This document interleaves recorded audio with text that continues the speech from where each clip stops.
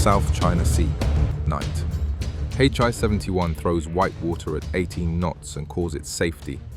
There's an escort carrier in the line, Taiyō, plus transports and tankers the war can't afford to lose. Lookouts blink salt out of their eyes and keep repeating the comfort phrase. Fast convoys can't be caught.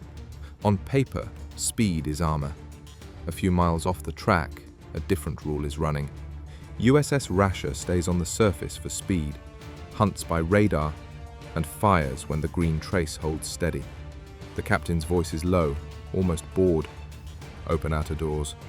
The boat lunges, the tubes cough, and a belief dies in fire. Taiyō takes hits and starts to list. Another spread finds Teia Maru, a troopship heavy with men who won't see land again. Oil hits the water and turns the sea metallic. Boots clatter because panic is louder than training. The punchline isn't spoken, it arrives. Setup. Speed outruns submarines. Beat. An escort carrier makes a convoy untouchable. Punchline. Wake. Radar. Torpedoes. Silence. Tokyo. Same month, different world. A brand new office opens because the old logic won't hold. Grand Escort headquarters puts ledgers on tables. Not maps. Ledgers. What must be guarded? Coal from Manchuria. Sacks of rice. Bales of rubber. Ore for steel. Drums of aviation fuel. The grain and grease of an island empire. What can guard it? Ships designed for the work. The sum isn't a strategy. It's a number that feels like a verdict. Blue water escorts fit to cross and fight. Barely 4 dozen. Dozens more hulls exist. Coastals, trainees, fair weather types. But the columns marked range, seakeeping, and ASDIC embarrass the totals. The minimum commercial lift to keep an industrial economy from seizing sits like a second judge in the room. 3 million tons a month is the survival line for a modern nation at war. Imagine emptying a skyscraper of grain every single day just to stay even. 4 to 6 million is what it takes to feed factories and armies, and a navy that thinks in capital ship terms. Japan started the war under that line, because the services had commandeered many of the best merchant hulls before the first shot. That's not an opinion, it's a ledger, a stack of requisition orders, and finally a deficit you can feel. The admirals studied Tsushima and underlined Mahan. They built for a duel at sea and trusted a thunderclap to decide the war. The ledgers say the war will be decided by patience and subtraction. It's hard to switch creeds after mid-career. The early logic sounded clean. If you're going to fight a continental giant, you strike fast, seize the oil fields, keep a heavy fleet ready to smash whatever comes near the islands, and you don't tie up steel and crews in ugly little escorts nobody will ever paint on a recruiting poster. Convoys sound like defense. Convoys sound like Britain. Plodding, grey, timid. Merchant masters resent waiting on laggards and crawling at the speed of the slowest. They grumble at blackout and radio silence because they can't see the other ship's bow in the dark, and they don't want to trade paint at 2 in the morning. And then the enemy embarrasses himself and confirms the bias. American submarines stalk targets, and the torpedoes run too deep. Magnetic exploders go off early under keels, or not at all. Logs fill with curses and claims that end in ellipses. In Tokyo, a marginal note writes itself. Americans are soft, bad mechanics, not suited for this kind of work. In the first year, you could stand on a bridge wing and say it out loud. Our speed outruns their bad luck. The story wants to stay simple. It doesn't. At Pearl Harbor, the man over US submarines isn't a headline maker. Charles Lockwood has the job that gets no parades. Fix the boring parts. He asks the wrong questions in the right rooms. How deep are these fish actually running? Fire into nets. Measure it. Why do exploders detonate at a shadow and fail on a hard hit? Take them apart. Shoot live. Break things on purpose. Count the fragments and write down what happens. The Torpedo Bureau bristles. Lockwood pushes anyway. Mid-1943. An order that reads like paperwork and hits like a hammer. Deactivate the magnetic exploder. Correct the depth. Rely on contact. Then he adds a cultural change that sounds like a memo and behaves like doctrine. Standardized coordinated attack groups so skippers don't hunt as lone gamblers. Patrol circuits harden into habits. Radar and TDC plots become common language. Boats share timing and angles. Convoy college and hit parade aren't bravado. They're acknowledgements that the ambushes now happen in the right straits at the right hours. Results arrive faster than pride can adjust. A boat that fired and then listened to empty water now hears a ship break in metal syllables. Night surface attacks make old diesels fast enough where it counts relative to loaded merchies. Radar turns horizon into map. Skippers stop wasting shots on empty glory and aim at the throat. Tankers, troopships, the ships that move oil and divisions. Out at sea, the change is visible from the bridge of a freighter. Routes stop being oceans and turn into ropes. A nation's supply will hold if the rope stays whole. You only need sharp scissors in a few places to make the rest of the rope useless. By the fall, the sinkings start moving closer to home, within radio range of kitchens and shipyards. Captains who laughed at convoys wait in harbour. Some sail in clumps even when no escort is assigned, the nautical equivalent of crowding mid-deck in a storm because the human animal wants a body near. The admirals make concessions, first as exceptions, then as policy. They create a headquarters just to protect commerce. They decide to build escorts in bulk, simplified hulls for speed of construction, Kaibokan types that can be laid down everywhere. They attach air groups to convoy cover, even when the radios can barely hold a conversation past a handful of miles on a clear day. Naval districts publish rules. Other districts publish different rules. The ocean yawns. Here, the human stories bruise the doctrine. Take the Takeichi convoy. Spring of the following year. Thousands of soldiers cram onto Yoshida Maru No. 1. Enough men to fill a football stadium twice over. The ship smells of rope, sweat, and intentions. The route from the home island southward feels routine, which is what makes it dangerous. Somewhere ahead, a submarine waits where a decrypt told it to wait. Contact, plot, close, fire. A transport carrying the better part of a division becomes numbers on paper, then memories, then nothing. Roughly 3,000 men drown, a town's worth of sons. It doesn't feel like a battle, it's subtraction. Habits meeting a timetable crafted in a room far from the sea. In Tokyo, Grand Escort Headquarters adds 3 columns nobody wants to see. Escorts required for true trade defense across the web of routes, close to 400. Enough to form a screen from horizon to horizon on every critical lane. Escorts available now that can keep up and fight in blue water, barely 4 dozen. Escorts coming as simplified types, many but late, and not dense enough to knot the web. You could weep at the elegance of the math. Nobody can shout those ratios into shape. The gap between what's needed and what's available is nearly 10 to 1. The invisible admiral gets louder. He owns no bridge, wears no white, and smokes too much in rooms with no windows. He reads other people's mail. After the war, Lockwood will put a number on it with the dryness of a ledger entry. Roughly half of the merchant sinkings his boats claimed were enabled by information drawn from enemy communications. Not a boast, a proportion, a bar you can draw. Not everything runs in one direction. In Washington, a congressman talks too freely about submarine depth parameters and charges that don't quite bite. Japanese depth charge settings go deeper. Some American crews die who shouldn't have. But these grim adjustments don't flip the slope of the plot, because the plot isn't a single leak or a single hero. It's fixes, layered on training, layered on intelligence, layered on coordination. By late in the war, the US has well over 100 submarines working the Pacific, and as a share of the Navy's people, they remain a sliver, barely 2%, doing outsized damage. If the listener wants proof in numbers rather than adjectives, take the oil curve, because oil talks in every language.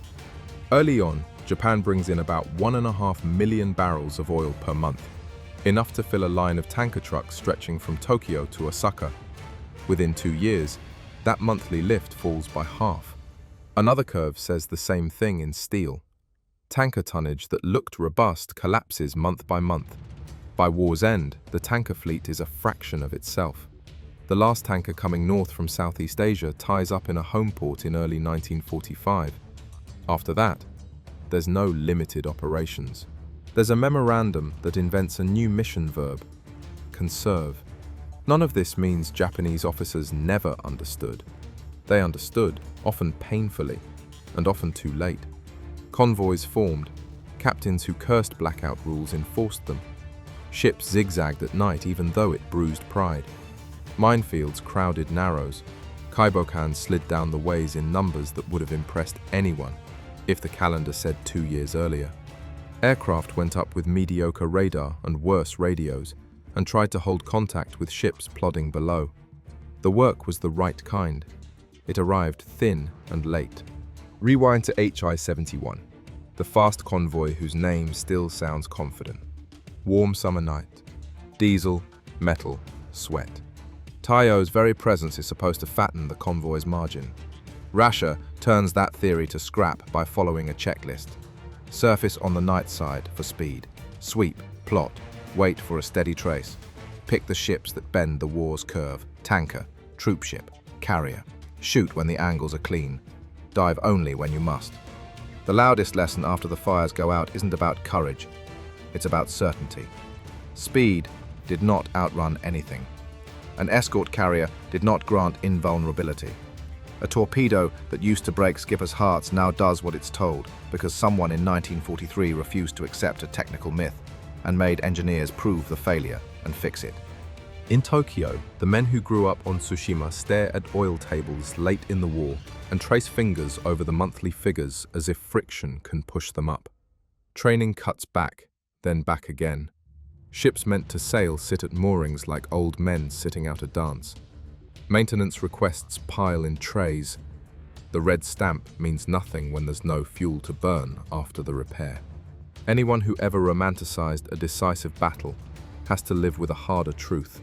You cannot sail to it. What does institutional comprehension sound like when the language is beige? It sounds like a post-war line that doesn't try to save face. There was no adequate organization for convoy escort at the outbreak.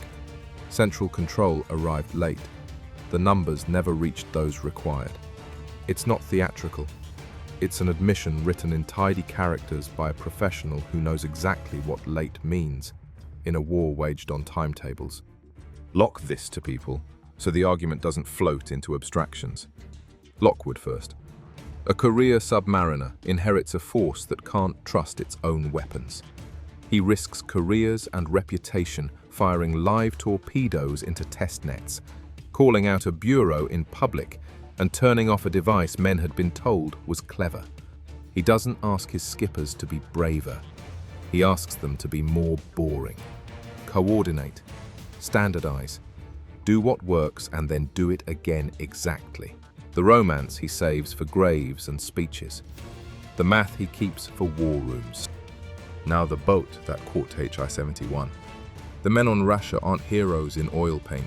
They're professionals in sweat-damp khakis working a sequence. Find the line. Slide past the screen. Hold a course long enough to settle the gyro angles. Fire. Count. Listen. Don't waste steel on ships that won't bend the curve. Leave burning proof and a gap in the enemy's table of organization. On the other side of the sea, a staff officer takes a pencil and an order not to lie. How many escorts do we need? Close to 400 to cover the routes we keep insisting must remain open. How many do we have that can truly escort in blue water right now? Barely 4 dozen plus a scatter of coastals and trainees. How many can we build this year if we simplify and mobilize every yard? More, but not fast enough to thicken a web that tears every week. That's comprehension. It isn't cowardice. It's late. Put a merchant master on a bridge early in the war and let him laugh about American duds. Put the same man on a bridge a year later, listening as home water's sinkings climb and hearing the dull voice in his own head tell him to hold station behind a stranger's stern light, even if no naval escort is scheduled. That too is comprehension, the kind with a taste like ash. Put a soldier on Yoshida Maru number 1 in the spring. He isn't a symbol to himself. He's a man with a kit, a mother, and a number written in chalk above his hammock. When the ship goes under and the sea closes, the statistical line about troop losses becomes something that sits in a throat and refuses to move. The war isn't a duel. It's habits punished by other habits. If you need a single image to park at the end, hold this one. Early 1945, the last tanker from the south creeps into a home island's harbor. Dockhands count drums out of reflex. The Navy Fuel Bureau does math on envelopes because paper is short and time is shorter. How far will this go? Which units get movement orders? Which units get a new instruction in place of action? Conserve. The doctrine doesn't end with a speech. It ends with an allocation. You can tally the rest without raising your voice. Millions of tons of merchant shipping erased. A convoy system centralized only after the war's midpoint, then starved of the hundreds of escorts its own planners judged necessary. Kaibokan built to a simplified pattern and delivered in numbers that made for brave photographs and thin screens. Air cover assigned with radios that often couldn't hold a link beyond a handful of miles. Mines that did their work and still couldn't cage an ocean. Depth charges that bit deeper after a leak in Washington and still couldn't reverse the slope of the graph. A submarine branch that made up a tiny sliver of an enemy's navy, barely 2% of the people, yet accounted for more than half of Japan's merchant tonnage sunk. There's a temptation to end with a line about undiminished honor. You can mean that and still tell the truth about cause. Japan didn't run out of courage. It ran out of ships, then oil, then time. The ordering matters. It explains why beautifully trained men in beautifully built ships sat still and watched the war slide by. Loop back to the beginning and place the two sentences next to each other. Early war. Decisive battle wins wars. Speed outruns predators. Convoys are for the slow and the weak. The enemy's codes are safe enough. Our routes are lanes we choose. Late war. The ledger wins wars. Speed without cover rings a dinner bell. Convoys are survival. The messages you think are private are lighthouses for your hunter. Your lanes have become ropes, and somebody is cutting ropes for a living. The night HI-71 was hit is worth a slower pass, because the cleaner the picture, the clearer the transformation. Rasher's captain chooses the surface for speed, accepts the risk of eyes on the horizon, and trusts radar and timing. The first target is the ship that forces the issue, Taiyō, the convoy's talisman. When the torpedoes run true and the carrier's lights tilt against the black water, that's not just a ship dying. It's a superstition failing audit. The second target is the one that bends the curve of the war faster than any cruiser kill, Teia Maru, a troopship with thousands aboard. Submarines sink many kinds of ships. Troopships don't just remove steel from the enemy's ledger, they remove time, experience, and intentions. The third target, other transports in the column, is a function of appetite and ammunition. In the morning, the escorts pick survivors out of slicks that look like bruises and report to a headquarters that has to admit what the day means.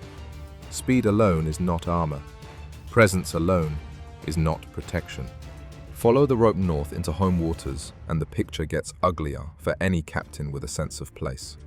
Families hear rumors that smell like diesel. A ship's name gets whispered without anyone saying who told them. Port officials begin to hate the monthly graphs because families have eyes. The best place to hide a loss is 1,000 miles from home. The worst place to lose a ship is where your children can walk down to the breakwater and see the smoke. At desks in Tokyo, officers who built careers on the idea of a decisive fleet action begin to write and sign things that feel like betrayal to their younger selves. Concentrate escorts, prioritize tankers, issue route instructions that make captains grind their teeth, allocate scarce air cover to convoys with oil aboard, even if that means leaving a Navy movement naked. Ensure blackout compliance, even at the risk of collision. Dictate zigzag patterns that will waste fuel and time and still be non-negotiable. Publish frequencies and call signs for convoy air in a manual that tries to pretend the radios actually reach that far. For a while, the paperwork looks like control. Then the sinkings roll back in, and the paperwork looks like hope. The expert overconfidence to audience comprehension turn shows up in a small scene no one would paint. A petty officer in a convoy air unit thumps a radio set with the heel of his hand, trying to hold a link with ships below. The set replies in static, and the convoy vanishes into noise. On a boat with an American name, a radar set draws lines and blips that make a map out of night. 2 rooms, 2 machines, 1 future. Pull the timeline tight around the spring and watch the Takeichi disaster bite twice. First bite. Yoshida Maru number 1 goes under with thousands aboard. Second bite. Further north and later on the track, more ships die because the route and timetable were not secrets anymore, not to people reading the right mail. The word catastrophe earns its syllables when a convoy's reason to exist, moving men to a front, turns into a list of names on walls and an order assigning replacement units that don't exist. Then the institutional voice again, because it matters who said what and when. Late in the war's first half, the centralization that should have been day one finally happens. Grand Escort Headquarters forms and begins to act like a brain instead of a suggestion box. The officers who later sat for interrogations did not puff. They said flatly that at the outbreak there was no adequate organization for convoy escort, that central direction came late, that the numbers never reached requirements. You don't need to decorate that. The truth is already shaped like an admission. Tilt back to the American side and listen to a line delivered without drumroll. The boss of Pacific Submarines later put it, around half. About half of his force's merchant victories owed something to communications intelligence. A sober number. It removes just enough romance to make the work more impressive. Boats were brave. Crews were skilled. They were also on time, to the right stretch of water, because someone on shore was patient with paper and wire. There's a footnote about the leak that sent depth charges deeper. It belongs here, but it doesn't get to be the star. A man in Washington talks too much. Japanese charges bite below the old sweet spot. Some crews who would have come home don't. But the war's geometry isn't erased by that new depth setting, because the geometry wasn't one trick. It was weight. Torpedoes that exploded when and how they were told. Tactics that didn't leave a good skipper hunting alone. Training that made a radar picture a language. Intelligence that turned a sea into a schedule. The air-sea piece deserves a beat, because it shows where Japan's fixes tried to catch up, and why they didn't.